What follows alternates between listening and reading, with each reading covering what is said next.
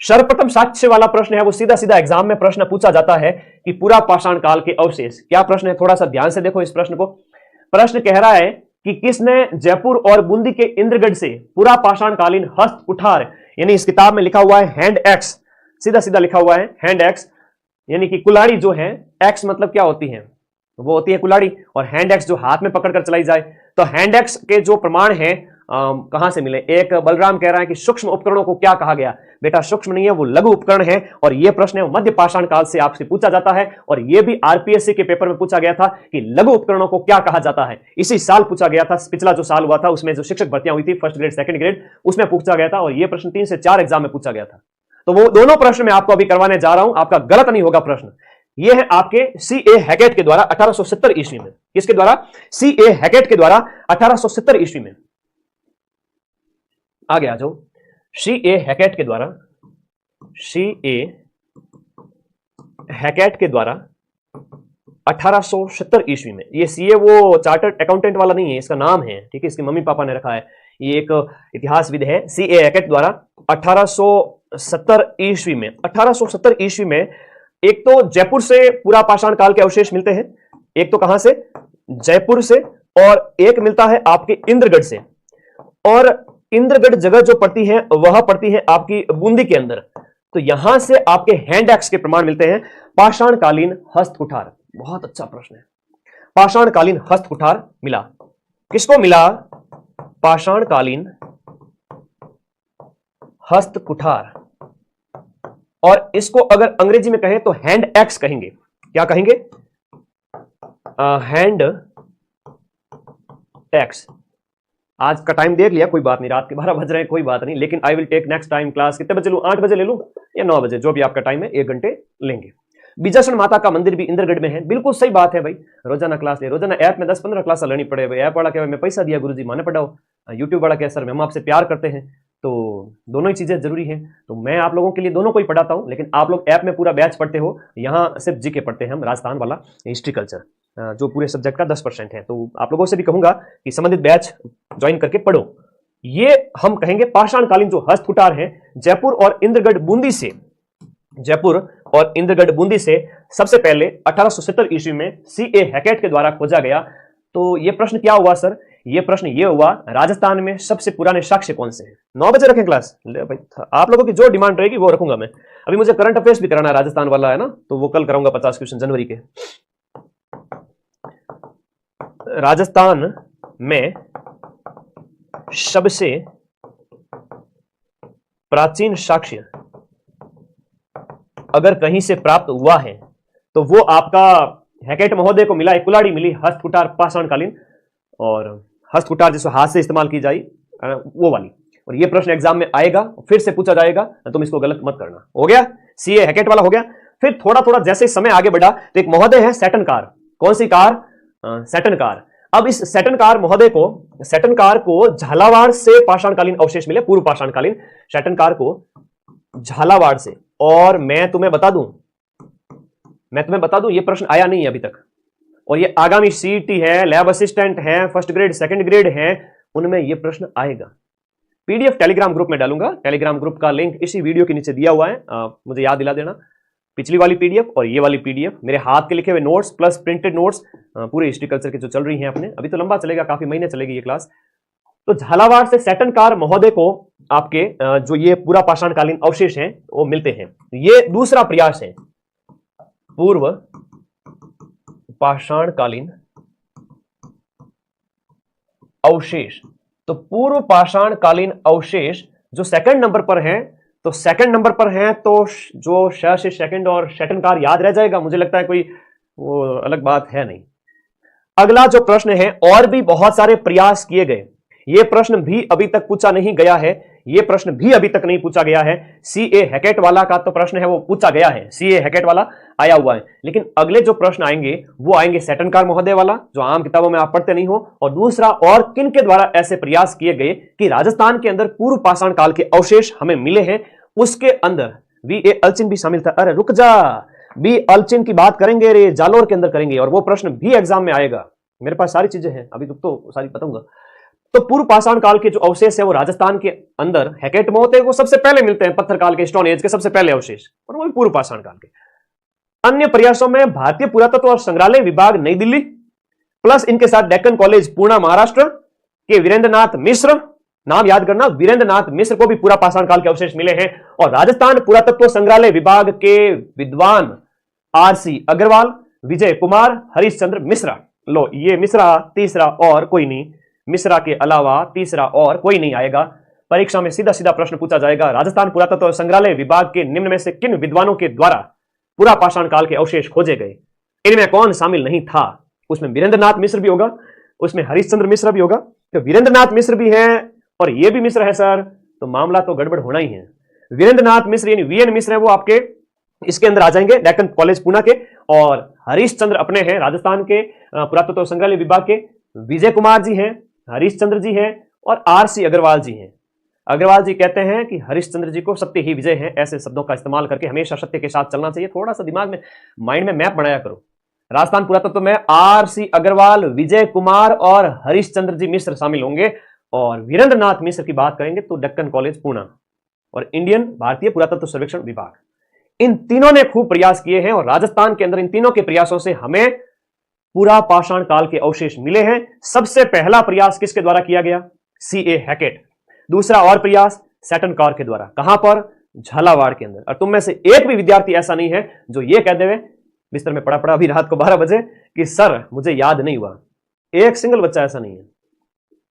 सबको याद हो गया? हाँ, थोड़ी देर फालतू में इंस्टाग्राम में रील देखो, इन बीच रात 12 बजे क्लास भी देख लियो बेटा, ठीक है?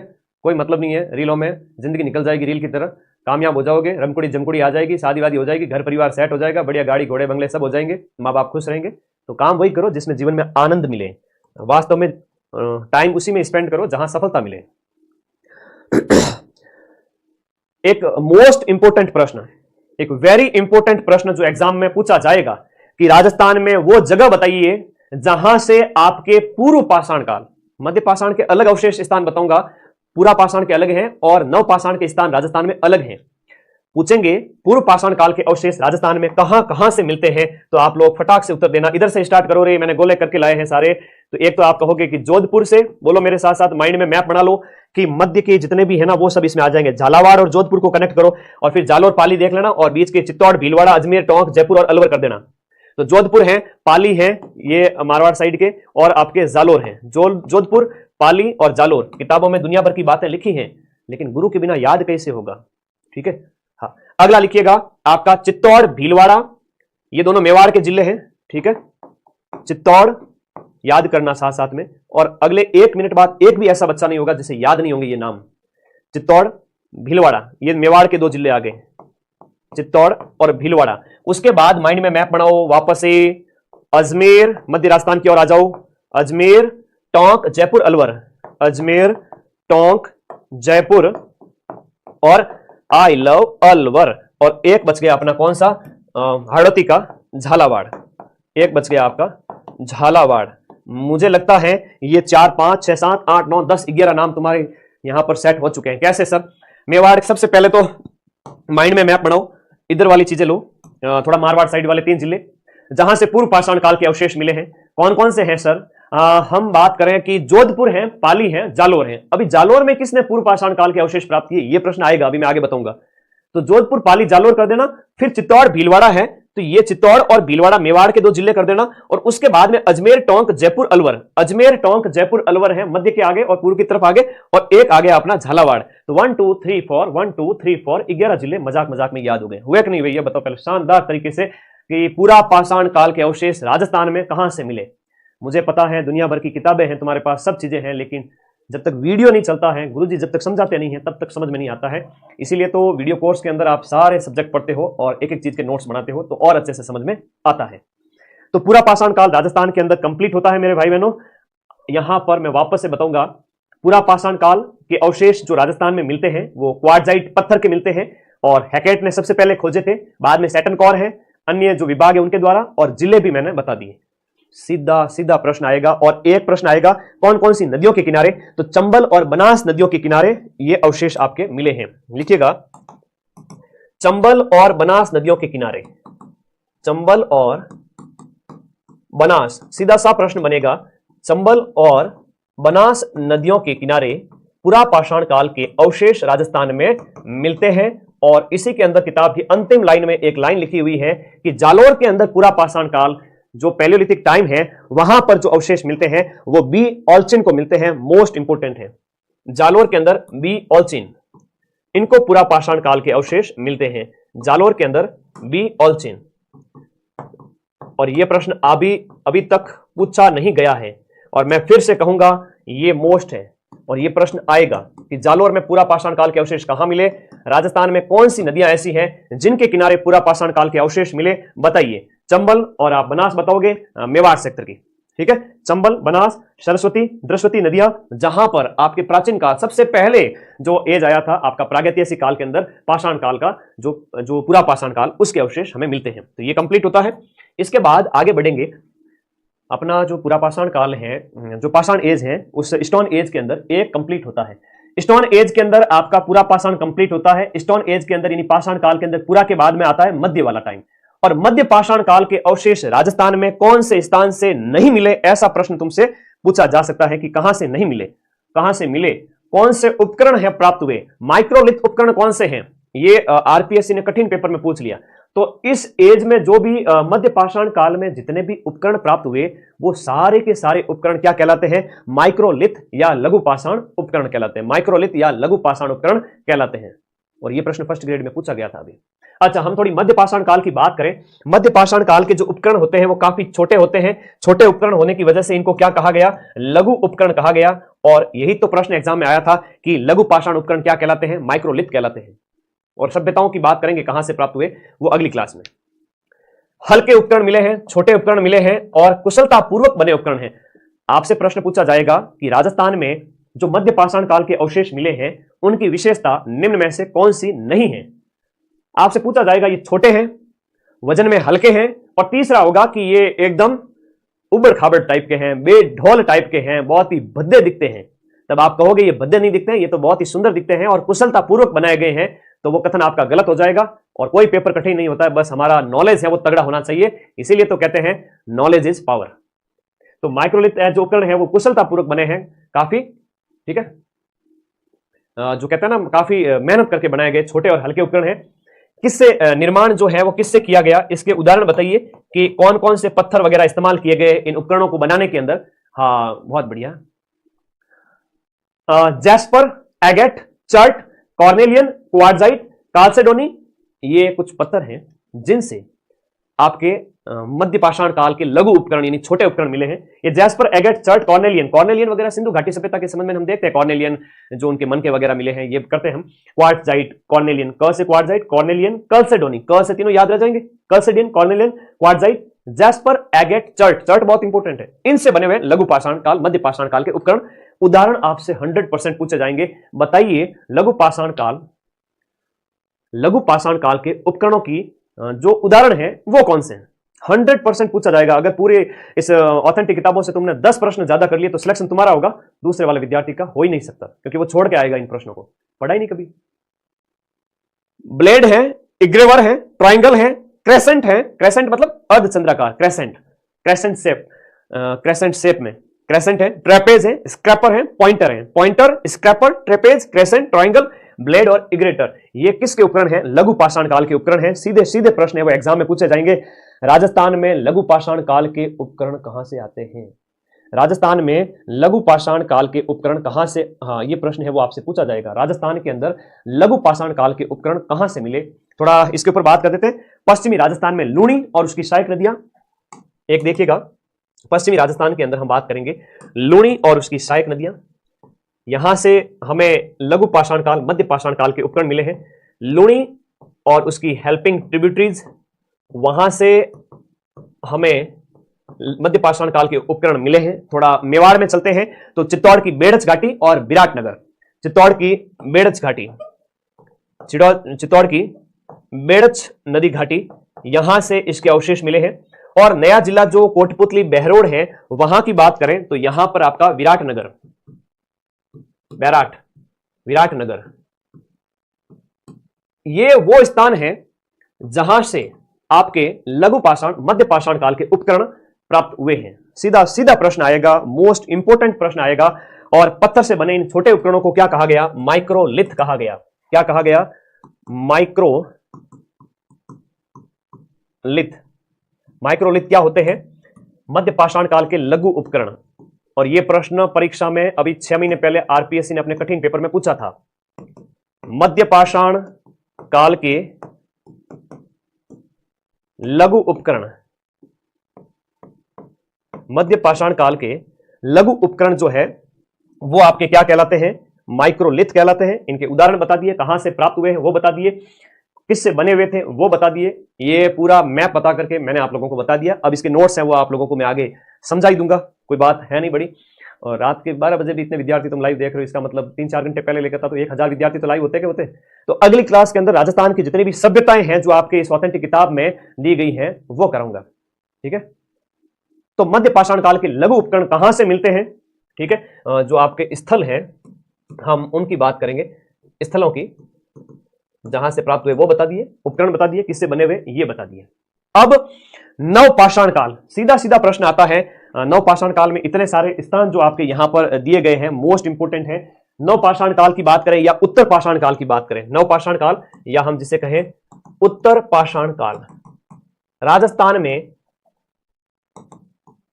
उत्तर पाषाण काल, नवपाषाण काल, पाषाण काल के अंदर सबसे नवीनतम जो टाइम पीरियड है उस समय के अवशेष राजस्थान में कहां से मिलते हैं आप लोग बताइए।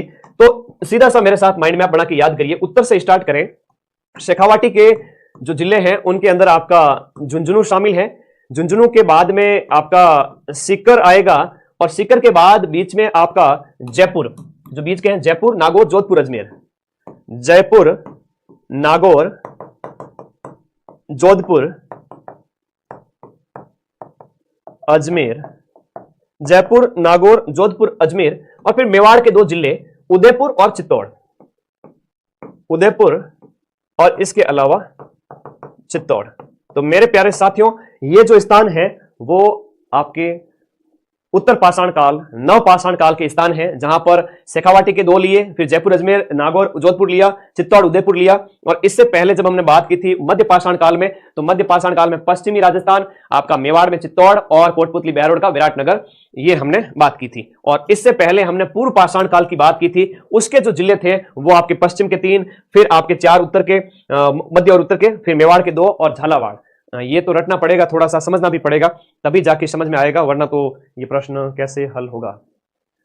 सीधे सीधे प्रश्न है जो परीक्षा में पूछे जाएंगे। जिलों के नाम बताओ, पूर्व पाषाण, मध्य पाषाण और उत्तर पाषाण के जिलों के नाम, कहां कहां से मिले अवशेष।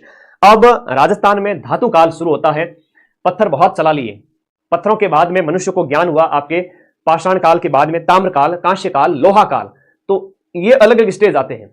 पत्थर खूब फेंक लिए, पत्थर से पत्थर मारे, है ना, किसी का सर फूटा, कोई शिकार हुआ, तो कैसे न कैसे करके। तो हम थोड़ा सा एक बार वापस देख ले, मध्य पाषाण जो था ना बेटा, ये मध्य पाषाण, इस मध्य पाषाण में ये ट्रांजिशन पीरियड था। मध्य पाषाण काल ट्रांजिशन पीरियड था, जहां पर पूर्व पाषाण काल के उपकरण वगैरह को छोड़कर मनुष्य आगे बढ़ा था और नव पाषाण काल की और तीसरे चरण में आगे बढ़ा, और यहां पर सूक्ष्म पत्थरों का इस्तेमाल किया गया, है ना, लघु सूक्ष्म छोटे उपकरणों का इस्तेमाल किया गया। और लास्ट जो आता है इसमें खेती, पशुपालन और स्थायी बस्तियों की शुरुआत की गई। खेती यानी कि कृषि, पशुपालन, खेती, पशुपालन, खेती की गई, पशुपालन किया गया, और स्थायी बस्तियां। अब भाई किसी की भी गुफा में नहीं जा सकते हैं, है ना, मार पड़ती है। स्थायी बस्तियां, अब अपने अपने परिवार बसा लो भाई। पूरा पाषाण काल में तो चल जाता था, गुफाओं में रहना, शिकार करना, कच्चा मांस खा लेना, चल जाता था। मध्य पाषाण काल में छोटे छोटे उपकरण बनाने उन्होंने स्टार्ट किए।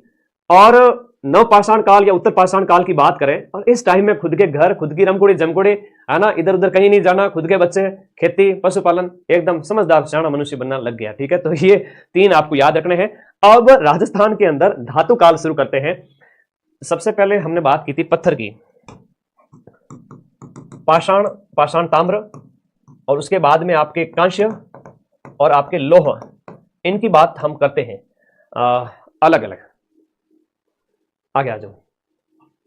अब राजस्थान के अंदर धातु काल के अवशेष कहां कहां से मिलते हैं, धातु काल की सभ्यताएं कौन कौन सी है, इसकी भी बात हम करेंगे। अगली क्लास के अंदर, ठीक है, सभ्यता वाली क्लास के अंदर। ओके, तो राजस्थान में धातु काल जो अवशेष है वो हम अगली क्लास में पढ़ेंगे। आज की क्लास में इतना ही रखेंगे और अगला टॉपिक है वो सभ्यता काल का शुरू होगा, यानी धातु काल, जिसमें विभिन्न सभ्यताएं आएगी। सभ्यताएं कौन सी सर? अरे सभ्यताएं आपके ताम्रयुगीन सभ्यताएं, कांस्ययुगीन सभ्यताएं जैसे कालीबंगा की है, लौहयुगीन सभ्यताएं, ये सब पढ़ेंगे। पहले उसका वर्गीकरण कराऊंगा, कहां से कौन सी सभ्यता मिली है, ताम्रकाल की कौन सी सभ्यता है, राजस्थान में सबसे ज्यादा है ताम्रकाल की, तो ताम्रकाल की। उसके बाद में हम बात करें जो आपके कांस्य युग की, लोह युग की, पता रहना चाहिए, परीक्षा में प्रश्न ऐसे आते हैं कि ये कौन से युग की सभ्यता है। तो चलिए आज जो पढ़ा है वो एक बार नोट्स भी बता देता हूं, तुम्हें कोई डाउट नहीं रहना चाहिए।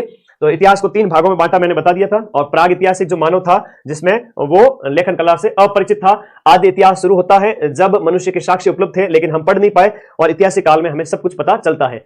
और इस तरह से प्राग, आदि और ऐतिहासिक युग का विभाजन मैंने आपको बता दिया। राजस्थान में प्राग इतिहास के साक्ष्य, ये एज इट इज नोट्स हैं जो मैंने आपको यहां पर पढ़ाए हैं, वो की वो चीजें हैं कि पूर्व पाषाण क्या था, हैंडेक्स कहां से प्राप्त हुई, किस किसने खोज की, इसमें कोई अलग है ही नहीं। तो ये क्या है, तुम्हें थोड़ा बोरिंग नहीं लगे, इसलिए मैंने थोड़े नोट्स बना करके आप लोगों को करवा दिए। तो आज की क्लास का यही समापन करेंगे, अगली क्लास थोड़ी जल्दी करेंगे, टाइम से करेंगे। और धन्यवाद, 2 दिन से क्लास ली नहीं थी इसलिए मैंने आज की ये क्लास ली है। उत्तर पाषाण काल के अवशेष कहां कहां से मिलते हैं, तो धातु काल को हम कल पढ़ेंगे, ठीक है। तो आज की क्लास में जो पढ़ा है ना, वो एक तो इतिहास का परिचय बताया, फिर एक बार देखो वापस से रिवीजन कर लेते हैं। पान सड़ेर घोड़ा अड़ेर विद्या बिसरी जाए, जो बच्चा रिवीजन नहीं करेगा उसको परीक्षा में नंबर मिलेंगे 00, और जो रिवीजन करेगा वो टॉप करेगा, भले कितना ही महामूर्ख हो। महामूर्ख मतलब पढ़ाई को नहीं करे भले कोई बात नहीं, लेकिन मेरी बात को बहुत अच्छे से मानते हैं वो, कि गुरुजी ने कहा रिवीजन करना तो करना, रसरी आवत जावत ते सिल पर पड़त निशान। तो वो बार बार रिवीजन करता है, रीडिंग मारता है, रिवीजन करता है, वो बच्चा हमेशा टॉप करता है। नहीं हो रहा एक बार में याद होगा भी नहीं, दूसरी बार पढ़ो, तीसरी बार पढ़ो, झक मार के याद होगा, ठीक है। तो चलो आगे बढ़ते हैं। इतिहास का मैंने सबसे पहले बताया कि अर्थ, शाब्दिक अर्थ क्या है, उसको इतिहास शाब्दिक अर्थ का जो हमने देखा कि इति ह और आ शब्दों से मिलकर बना हुआ है, जिसका अर्थ होता है कि ऐसा पास्ट में निश्चित रूप से घटित हो चुका है। और इतिहास का जनक हेरोडोटस को कहते हैं, हिस्टोरीज किताब लिखी थी उसने सबसे पहले।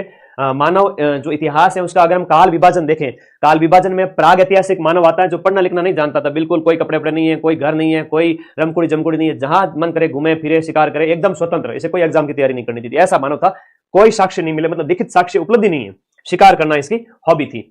आदि इतिहास की बात करें तो आदि इतिहास के अंदर हमें हड़प्पा से लेकर के 600 ईसा पूर्व का जो टाइम इसमें रखा जाता है। इनकी लिपि तो मिली है लेकिन हम जो है इसको जो है पढ़ा नहीं जा सका, ये इंपोर्टेंट है। बुस्ट्रोफेडन मिली है, और ये बुस्ट्रोफेडन है वो आपके सिंधु घाटी के सभ्यताओं की लोगों की लिपि थी। इतिहास 600 ईसा पूर्व पहले ऐतिहासिक काल शुरू होता है, बाकी बैचेज आप पढ़ ही रहे हो, कोई समस्या है ही नहीं। और प्राग ऐतिहासिक काल, राजस्थान में सरस्वती द्रस्वती नदियों के किनारे मनुष्य का विकास होता है, और यहाँ पर पाषाण एज जो है प्राग ऐतिहासिक काल के अंदर हम पूर्व पाषाण, मध्य पाषाण और उत्तर पाषाण काल में बांटते हैं इसको 3 भागों में। पूर्व पाषाण काल में मानव के जो अवशेष हमें मिलते हैं, वो अवशेष हमें क्वार्टजाइट पत्थर के जो उपकरण है उनसे हमें उसकी जानकारी मिलती है। पूरा पाषाण काल के सबसे पहले अवशेष राजस्थान में किसने खोजे थे? और भाई साहब ये प्रश्न तो इतना इंपॉर्टेंट है, पिछले साल के अंदर इस प्रश्न को मैं कम से कम 8 से 10 एग्जाम में देख चुका हूं, बार बार आता है। तो हैकेट महोदय के द्वारा खोजा गया, दूसरा सेटनकार के द्वारा, फिर आपके डेक्कन के वीएन मिश्र और राजस्थान पुरातत्व सर्वेक्षण के 3 विद्वान हरिश्चंद्र जी, विजय जी और आरसी अग्रवाल। और स्थान जरूर पूछेंगे, 100% पूछेंगे, पूरा पाषाण काल के राजस्थान के स्थान। फिर मध्य राजस्थान में चंबल और बनास और ओलचिन आपके जालोर से पूरा पाषाण काल के अवशेष प्राप्त करते हैं। मध्य पाषाण काल की बात करें तो यहां पर भी हमें पश्चिमी राजस्थान, मेवाड़ और विराटनगर, कोटपुतली, बहरोड, यहां से हमें अवशेष मिलते हैं मध्य पाषाण काल के। चलो टेलीग्राम ग्रुप ज्वाइन कर लेना, पीडीएफ वहीं पे मिल जाएगी। उपकरण छोटे होते थे, लघु होते थे, कुशलतापूर्वक बने होते थे, कई सारे पत्थर बताए गए हैं इनसे बने होते थे। और माइक्रोलिथ उपकरण जो है लघु पाषाणकालीन उपकरणों को कहा गया, और ये प्रश्न है वो एग्जाम में आ चुका है, बहुत अच्छा प्रश्न है। और उपकरणों के कुछ उदाहरण थे जो मैंने बता दिए, ठीक है, उपकरणों के उदाहरण मैंने आप लोगों को यहां पर बता दिए। अब इसके अलावा हम बात करें नव पाषाण काल के मनुष्य के जो राजस्थान में अवशेष स्थल की बात करें तो वो कौन कौन से हैं सर? देखो हम बात करें मध्य पाषाण काल के तो पश्चिमी राजस्थान, मेवाड़ और विराटनगर 3 ही करना, लेकिन नव पाषाण काल की बात करें तो फिर इसमें जोधपुर, नागौर, सीकर, झुंझुनू, जयपुर, अजमेर, चित्तौड़, उदयपुर, ये भी याद रह जाएगा। और स्टार्टिंग के जो 11 बताए थे ना, वो थे आपके पूरा पाषाण काल के। रट लेना भाई, सिलेक्शन लेना है तो ये इस समय हम लोगों ने स्थायी बस्तियां बनाना शुरू कर दिया था। और राजस्थान में धातु काल को अगली क्लास में पढ़ेंगे। और माइंड मैप की जो आपकी रामबाण पुस्तक है राजस्थान जीके की, जिसमें रामबाण 2.0 राजस्थान इतिहास, कला, संस्कृति, राजस्थान का भूगोल सब कुछ दे रखा है। और हर एक के शॉर्ट नोट्स भी हैं, 41 जिलों के अनुसार हैं, और हर एक के प्रश्न हैं पिछले 10 सालों के अधीनस्थ बोर्ड और आरपीएससी के, ये प्रश्न व्याख्या सहित है। तो ये किताब मार्केट से लेकर आ जाना, या घर से मंगाना चाहते हो घर बैठे तो 94 60 97 14 50 पर व्हाट्सएप करके मंगवा सकते हो। बाकी विभिन्न प्रकार के बैच, चाहे लैब असिस्टेंट है, एलडीसी है, वीडियो और सीईटी का बैच है, फर्स्ट ग्रेड सेकंड ग्रेड के बैच है, आप बैच ज्वाइन करके पढ़ते रहें, क्योंकि सारे सब्जेक्ट यूट्यूब पर पॉसिबल नहीं हो पाते रोज की 50 क्लास। तो इसके लिए एक ऐप बनाया हुआ है आपका माइंड मैप ऐप। तो पढ़ते रहिए, मस्त रहिए और बिंदास रहिए, और ऐसे मेहनत करके मैं नोट्स आप लोगों को लगातार पढ़ाता रहूंगा। और तुम लोग भी वादा करो कि यस सर, हम हर एग्जाम की तैयारी काफी महीनों पहले स्टार्ट कर देंगे आपके साथ ना, लास्ट में आपकी मैराथन लेके सिलेक्शन ले लेंगे। थैंक यू, धन्यवाद। और ऐसे प्यारे नोट्स के लिए एक प्यारा कमेंट तो आना चाहिए, ठीक है। अब शुभ रात्रि, रात के 12:07 पर। धन्यवाद, थैंक यू।